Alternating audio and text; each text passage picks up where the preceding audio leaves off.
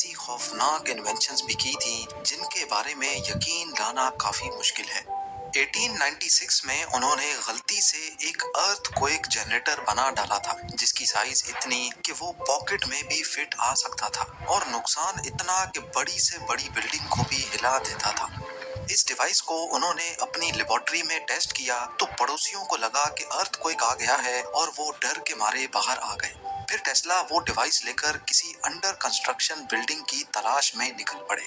راستے میں انہیں ایک 10 منزلہ بلڈنگ نظر آئی جس میں ورکرز کام کر رہے تھے۔ انہوں نے یہ ڈیوائس اس بلڈنگ کے اسٹیل فریم پہ لگا دی۔ تھوڑی ہی دیر بعد اوپر سے ورکرز گھبراتے اور بھاگتے ہوئے نیچے اترے کہ جیسے کوئی ارتھ کوئک آ رہا ہو۔ پولیس کو بلوا لیا گیا لیکن ٹیسلا نے کسی کو بتائے بغیر اپنی ڈیوائس واپس جیب میں ڈالی اور وہاں سے نکل گئے۔ ان کا کہنا تھا کہ تھوڑی دیر اور اگر یہ ڈیوائس وہاں لگی رہتی تو پوری بلڈنگ زمیں بوس ہو جاتی۔ یہ بات انہوں نے خود ایک انٹرویو میں قبول کی تھی۔ پر سوال یہ ہے کہ پاکٹ کی سائز جتنی ڈیوائس ارتھ کوئی کیسے لا سکتی ہے؟ اصل میں نکولا ٹیسلا یہ ڈیوائس بنانا ہی نہیں چاہتے تھے بلکہ وہ تو ایک ایسے پروجیکٹ پہ کام کر رہے تھے جو ایک جگہ سے دوسری جگہ انرجی ٹرانسفر کر پائے گی، وہ بھی بغیر تار کے اور بغیر کسی خرچے کے۔ ان کی زندگی کا زیادہ تر حصہ فریکوینسیز اور وائبریشنز کو اسٹڈی کرنے میں گزرا تھا۔ وہ اس فیلڈ میں وہ کچھ بھی دیکھ اور سمجھ سکتے تھے جس کو ان کے بعد کوئی بھی اس انداز میں دیکھ یا سمجھ نہیں پایا۔ ان کا آئیڈیا تھا کہ وہ ایک ڈیوائس کے ذریعے ایک خاص فریکوینسی کی وائبریشن پیدا کر کے اس کو زمین میں ڈالیں گے۔ یہ وائبریشنز زمین میں موجود پتھروں سے ہوتی ہوئی کسی دوسری جگہ پر پڑی ریسیونگ ڈیوائس سے کیچ کروائی جائیں گی جو اس فریکوینسی کو ڈی کوڈ کر کے انرجی یا پھر الیکٹریکل کرنٹ میں کنورٹ کرے گی، ٹھیک اسی طرح جیسے کوئی ساؤنڈ انرجی ویوز کی صورت میں ٹریول کرتی ہے۔ ہماری دنیا ہر وقت ایک خاص فریکوینسی پہ وائبریٹ کرتی ہے۔ یہ فریکوینسی 7.83 ہرٹز سے لے کر 33.8 ہرٹز تک ویری کرتی ہے۔ ٹیسلا کا کہنا تھا کہ اگر وہ اس چھوٹی سی ڈیوائس کو ارتھ کی وائبریشن پہ سیٹ کر دیں تو پوری دنیا میں تباہ کن زلزلہ بھی آ سکتا ہے۔ لوگ ان کی یہ باتیں سن کر مذاق بنایا کرتے تھے لیکن پھر آخر وہ دن آ ہی گیا جب دنیا نے نکولا ٹیسلا کو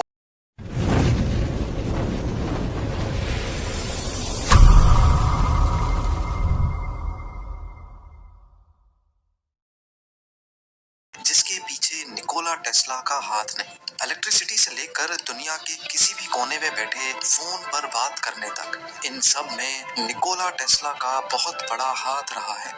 ان سے پہلے الیکٹریسٹی کو ایک جگہ سے دوسری جگہ پہنچانا بہت مشکل ہوا کرتا تھا، حتیٰ کہ صرف چند میٹرز تک الیکٹریسٹی کو پہنچایا جا سکتا تھا اور اس میں بھی صرف ایک چھوٹے بلب سے زیادہ نہیں چلتا تھا۔ لیکن ٹیسلا نے آلٹرنیٹنگ کرنٹ ایجاد کر کے پوری دنیا کے سامنے اپنی قابلیت کو ثابت کیا۔ ان کی زندگی میں یہی وہ پوائنٹ تھا جب لوگوں نے ان کو سیریس لینا شروع کیا، کیونکہ اب وہی الیکٹریسٹی جو پہلے ڈائریکٹ کرنٹ کی فارم میں صرف چند میٹرز دور تک پہنچائی جا سکتی تھی، اس کو اے سی پاور میں کنورٹ کر کے اب ہزاروں میل دور فیکٹریز اور انڈسٹریز میں بھی پہنچایا جانے لگا۔ اس کے علاوہ Tesla hydro electric power system کے بھی انوینٹر تھے، جس سے آج امریکہ کی 31% الیکٹریسٹی اور چائنا کی 95% الیکٹریسٹی پروڈیوس کی جاتی ہے۔ وہ ٹیسلا ہی تھے جنہوں نے دنیا کو وائرلیس کمیونیکیشن کا تحفہ بھی دیا۔ یہ تو ان کی وہ انوینشنز تھی جن کو آج دنیا استعمال کر رہی ہے۔ پر کیا آپ کو معلوم ہے کہ ٹیسلا نے اپنی زندگی میں 300 سے بھی زیادہ چیزیں ایجاد کی تھی، پر ان کو کیسے بھی کر کے دنیا کے سامنے لانے سے روکا گیا؟ مثلاً آلٹرنیٹنگ کرنٹ تو انہوں نے بنا لیا، لیکن اب وہ چاہتے تھے کہ وائرلیس کمیونیکیشن کی طرح الیکٹریسٹی کو بھی پوری دنیا میں بغیر وائر کے ٹرانسپورٹ کیا جائے۔ ان کے پاس نالج تو بہت تھی لیکن ایک چیز کی بے انتہا کمی تھی اور وہ تھا پیسہ۔ وہ اپنا یہ آئیڈیا لے کر جے پی مورگن کے پاس گئے۔ جے پی مورگن کو ان کا آئیڈیا پسند آیا اور انہوں نے ٹیسلا کو $1.5 کی فنڈنگ دینے کا فیصلہ کیا۔ الیکٹریسٹی کو بغیر تار کے ٹرانسمٹ کرنے کے لیے ٹیسلا نے نیو یارک میں ہی کئی ایکسپیریمنٹس شروع کر دیے۔ ان ایکسپیریمنٹس میں ایک ٹاور بھی تھا جس کو دیکھ کر لوگ کافی خوف زدہ ہوتے تھے اور اکثر کمپلینٹس کرتے رہتے تھے۔ اسی لیے ٹیسلا نے اپنے ایکسپیریمنٹس کولوراڈو میں شروع کر دیے اور وہاں ایک نیا 180 فیٹ لمبا ٹاور کھڑا کیا جس میں ضرورت سے زیادہ پیسے لگ گئے۔ ٹیسلا کا ماننا تھا کہ وہ اس ٹاور کی مدد سے اب پوری دنیا میں وائرلیس الیکٹریسٹی بھیج سکیں گے اور وہ بھی ارتھ کی نیچرل وائبریشنز کو استعمال کر کے۔ جے بی مورگن جنہوں نے ٹیسلا کے اس پروجیکٹ کو فنڈ کیا تھا وہ اس دوران الیکٹرک وائرز اور اس کی انسولیشن بنانے والی فیکٹریز میں بھی بہت بڑے انویسٹر تھے۔ اس کے علاوہ امریکہ میں کئی کاپر مائنز کے پیچھے بھی جے بی مورگن کا ہی ہاتھ تھا۔ ان کو شاید معلوم پڑ چکا تھا کہ ٹیسلا اپنے ایکسپیریمنٹ میں کامیاب ہو گئے ہیں اور اگر ایسا ہو گیا تو یہ چیز ان کے الیکٹرک وائرز کے بزنس کو خاصا نقصان پہنچا سکتی ہے۔ اسی لیے انہوں نے ٹیسلا کو مزید پیسے دینے سے نہ صرف انکار کیا بلکہ دوسرے انویسٹرز کو بھی منع کیا کہ وہ ٹیسلا کے پروجیکٹ میں انویسٹ نہ کریں۔ نکولا ٹیسلا کرتے تو کیا کرتے؟ اگلے کئی سالوں تک وہ وائرلیس الیکٹریسٹی کا خواب لیے جیتے رہے اور جب وہ اس دنیا کو چھوڑ گئے تو اگلے 10 سالوں تک گورنمنٹ نے ان کی پراپرٹی پر قبضہ کر رکھا تھا۔ ان کا جتنا بھی ریسرچ ورک تھا وہ کئی سالوں تک سیکرٹ فائلز بنا رہا اور اس کے بعد بھی کئی لوگوں کا ماننا ہے کہ آج تک ٹیسلا کی وائرلیس الیکٹریسٹی کا فارمولا پبلک نہیں کیا گیا۔ اب سوال یہ اٹھتا ہے کہ کیا نکولا ٹیسلا کو کوئی سیکرٹ فارمولا مل گیا تھا؟ کیا وہ واقعی فری الیکٹریسٹی پہ کام کر رہے تھے؟ کئی ایکسپرٹس کا خیال ہے کہ نکولا ٹیسلا ارتھ کی وائبریشنز کو اچھی طرح سمجھ چکے تھے اور شاید وہ اسی وائبریشن کو استعمال کر کے دنیا میں نئی قسم کی الیکٹریسٹی انٹروڈیوس کروانے والے تھے۔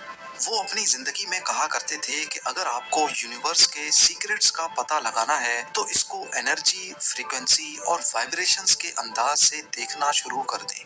شاید وہ سچے تھے کیونکہ ان کی موت کے بعد سائنسدانوں نے فریکوینسی اور وائبریشنز پر ریسرچ شروع کی تو وہ یہ دیکھ کر حیران رہ گئے کہ دنیا کی ایک ایک چیز اپنی خاص فریکوینسی پہ وائبریٹ کر رہی ہے۔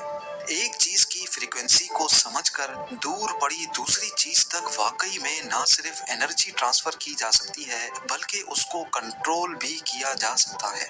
مثال کے طور پہ یہ دو فوکس دیکھیں جن کا فزیکلی آپس میں کوئی کنیکشن نہیں ہے۔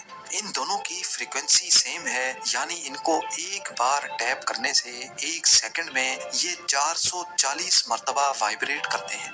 پر حیرت کی بات یہ ہے کہ کسی ایک فوک کو ٹیپ کرنے سے دوسرا فوک اپنے آپ وائبریٹ کرنے لگتا ہے۔ If I tap this fork, putting little pulses of energy into it, the second fork will also vibrate in sympathy.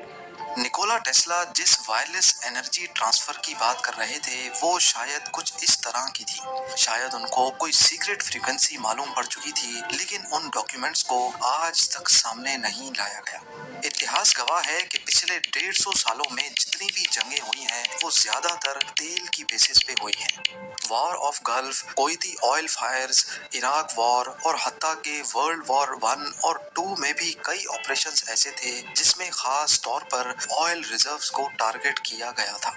جس فوسل انرجی کی وجہ سے اتنی زیادہ جنگیں ہو گئیں، سوچنے کی بات یہ ہے کہ اگر ہر کوئی ارتھ کی فریکوینسی کو استعمال کر کے فری الیکٹریسٹی یا فری انرجی بنا سکتا تو اس تیل کی دنیا میں کوئی ڈیمانڈ ہی نہیں رہتی۔ ان سب چیزوں کے ساتھ ساتھ ٹیسلا کی اور بھی کئی ایسی انوینشنز تھیں جن کو سرے سے یا تو ختم کر دیا گیا تھا یا ٹیسلا کے جانے کے بعد ان پر مزید کام نہیں کیا گیا، جیسا کہ ڈیتھ رے بیم۔ یہ نیوکلیر بام کی طرح ایک ماس ڈسٹرکشن ویپن تھا۔ 1934 میں اپنے ایک انٹرویو میں ٹیسلا نے بتایا کہ یہ ویپن ہزاروں میل دور تک لاکھوں لوگوں کی جان لے سکتا ہے یا جہاں تک ارتھ کی کرو ہمیں اجازت دے۔ یہ ٹیسلا کا ایک نیا الیکٹرک ویپن تھا جو 50 ملین وولٹس پیدا کر سکتا تھا۔ اندازے کے لیے سمجھ لیں کہ آسمانی بجلی گرنے میں جتنے وولٹس ہوتے ہیں یہ ویپن اس سے 166 ٹائمز زیادہ وولٹس پیدا کر سکتا تھا۔ اس کے علاوہ ٹیسلا نے تھاٹ کیمرا کا آئیڈیا بھی دیا تھا۔ جس طرح ایک کیمرا وہ سب کیپچر کر سکتا ہے جو ہماری آنکھیں دیکھ سکتی ہیں، اسی طرح ٹیسلا کا آئیڈیا تھا کہ ہمارے خیالات کو بھی فوٹوگراف کیا جا سکتا ہے، جس سے انسان جو کچھ بھی سوچ رہا ہوگا اس کی فوٹو بن کر سامنے آ جائے گی۔ ان کے اس تھاٹ کیمرا نے کبھی عملی شکل تو اختیار نہیں کی، لیکن ان کے اس آئیڈیا سے انسپائر ہو کر 1895 میں ایکس رے انوینٹ ہوا تھا۔ نکولا ٹیسلا ایک ایسے سائنٹسٹ اور انجینئر رہے ہیں جنہوں نے کبھی بھی پیسے کے لیے کام نہیں کیا۔ وہ چاہتے تو شاید اپنی انوینشن سے بہت پیسہ کما سکتے تھے، دوسروں کی طرح اپنے پیٹنٹس کو کیش بھی کر سکتے تھے، لیکن جب ان کی موت ہوئی تو ان کے پاس اتنے پیسے بھی نہیں تھے جس سے ان کے ہوٹل بل کو کلیئر کروایا جا سکے۔ ان کی موت بھی آج تک ایک مسٹری بنی ہوئی ہے۔ 7 جنوری 1943 کو ان کے ہوٹل روم سے ان کی ڈیڈ باڈی ملی۔ آفیشلز کا کہنا ہے کہ یہ ایک نیچرل موت تھی، پر لوگوں کی ایک بہت بڑی تعداد سمجھتی ہے کہ نکولا ٹیسلا کو مارا گیا تھا۔ پر اصل حقیقت کیا ہے؟ کیا ان کے ڈاکیومنٹس کو 10 سال اپنے قبضے میں رکھنے کے بعد سب کچھ پبلک کر دیا گیا، یا پھر ابھی بھی ٹیسلا کی چند سیکرٹ فائلز کسی کونے قدرے میں موجود ہیں؟ یہ تو شاید آنے والا وقت ہی بتائے گا۔